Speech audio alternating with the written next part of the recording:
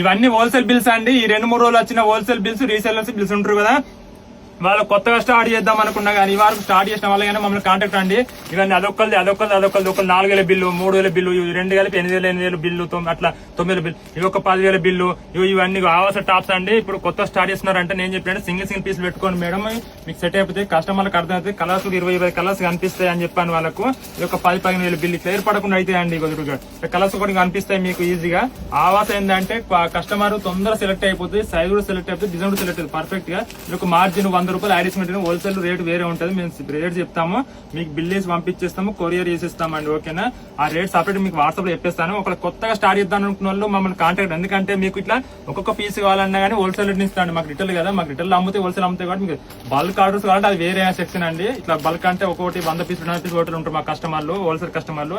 అది కాకుండా మీకు కొత్తగా స్టార్ట్ చేద్దాం, ఈ వరకు చిన్న షాప్స్ ఉన్న వాళ్ళకు బల్క్ కొంచెం కష్టం అవుతుంది కదా, బాగా పీస్ కష్టం అవుతుంది. ఒక 5-10 మందం పెట్టుకోరు, స్టార్టింగ్ 10 మందం పెట్టుకోరి. మీకు ఇట్లా 10 మందం పెట్టుకుంటే మీ కస్టమర్స్ కు 10 రకాలు, ఇప్పుడు ఎన్ని డిజైన్లు 20 డిజైన్లు ఉన్నాయి.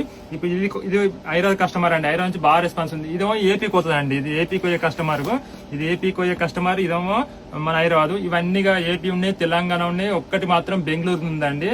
ఇంకా బెంగళూరుది మీకు బిల్లు ఏది చూపిస్తున్నాను బిల్లు, ఎందుకంటే నేమ్స్ ఇటు రాసి పెడతాము, ఇబ్బంది అవుతుంది అని చెప్పి నేను ఇప్పుడు ప్యాక్ చేసి పెట్టాను సైలెంట్ గా. ఓకేనా? ఇట్లా మీరు పెట్టుకోండి.